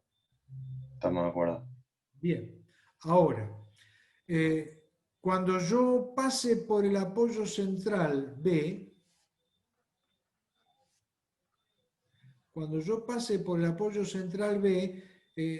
necesariamente voy a tener que tener traslación igual a 0. Quiere decir que esta curva tiene que pasar por 0 en este apoyo. ¿Bien? La curva que tengo en BC, esta panza bonita, tiene que pasar por 0 en el apoyo. ¿Sí? Supongamos que yo llegara a ese apoyo con esa misma curvatura que corresponde a una flexión positiva. ¿Sí? Que es lo que estoy dibujando abajo. Fíjate vos que si yo llego con esas dos curvaturas de momento positivo, cuando llego al apoyo me aparece un giro relativo entre la sección que está infinitamente próxima a la izquierda y la sección que está infinitamente próxima a la derecha. ¿Estamos de acuerdo? Sí. Ese giro relativo solo sería posible si en el apoyo central yo tuviera una unión articulada. Porque para una unión articulada, ahí sí yo podría salir con una panza así y una panza así. Es decir, la unión articulada me permite este giro relativo, este giro entre las dos tangentes. Como en el apoyo, en la estructura que estábamos analizando, yo no tengo una unión articulada, sino que tengo soldadas las dos barras, necesariamente cuando me aproxime al apoyo tiene que haber un cambio de curvatura para que justo en el apoyo no haya giro relativo entre las dos tangentes. ¿Estás de acuerdo con ese razonamiento? Sí, sí, Bien. perfecto. Lo mismo me va a ocurrir cuando yo llegue al empotramiento en A. Si el empotramiento en A, el giro no está permitido. Si yo intento llegar al empotramiento en A con la curvatura de momento positivo, me voy a encontrar que si no hay cambio de curvatura, el empotramiento en A me aparece un giro, ¿sí?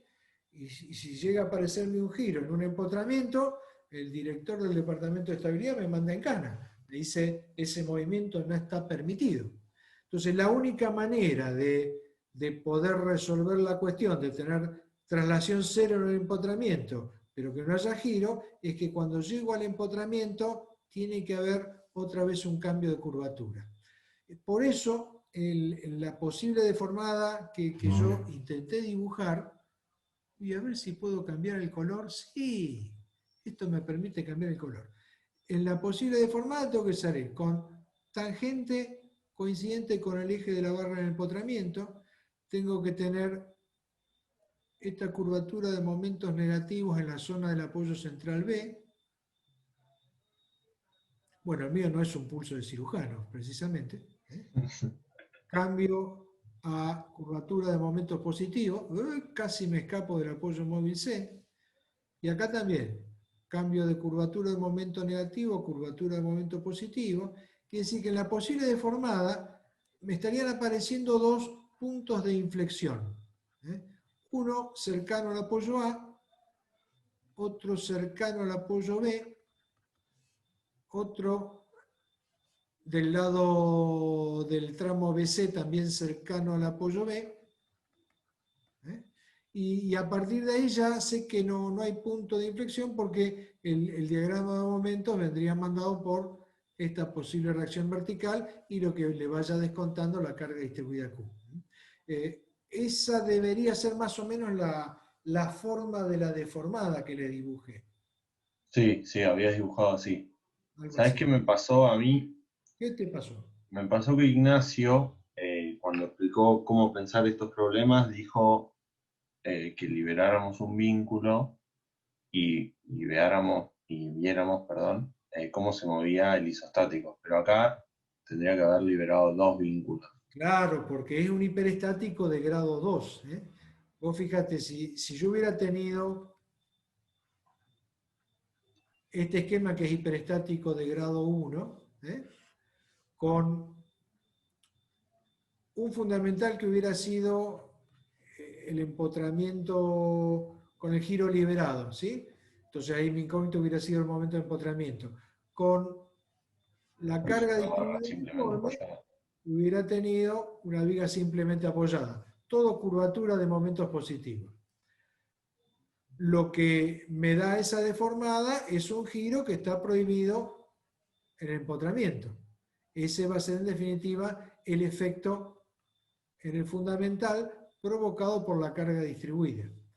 Como ese giro está prohibido, necesito que alguien se encargue de ponerme el giro patas para arriba, es decir, que me imponga este giro hacia el otro lado. El que se va a encargar de imponer ese giro hacia el otro lado va a ser el verdadero valor de la reacción de vínculo interno-momento. Este va a ser el momento de empotramiento. El momento de empotramiento me va a generar una curvatura opuesta a la de la carga distribuida. Cuando yo sume las dos, voy a lograr que el giro que provoca X sea exactamente igual y contrario al giro que provoca la carga distribuida, con lo cual ahí voy a salir, esperen que cambio de color de nuevo, voy a salir, vamos a poner azul, voy a salir con tangente coincidente con el eje de la barra. A medida que me vaya hacia la derecha, la partida empieza a ser ganada por la curvatura que provoca la carga distribuida Q, entonces ahí es que me aparece un punto de inflexión. Claro, sí.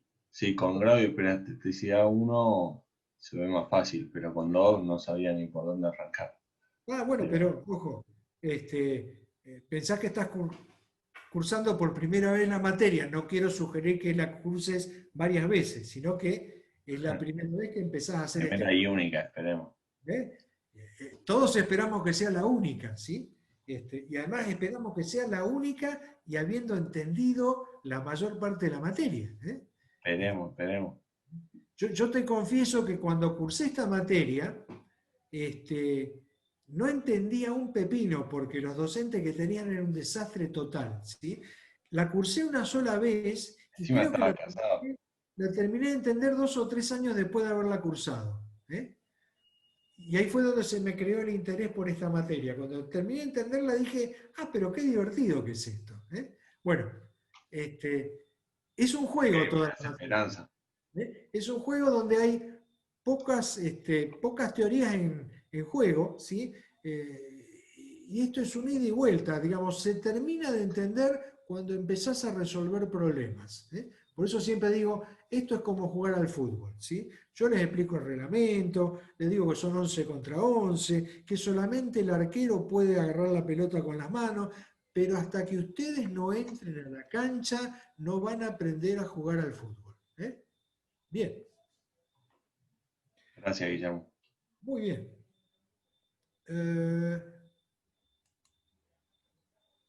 Entonces, ahora sí, los dejo con Darío Smooth, ¿sí?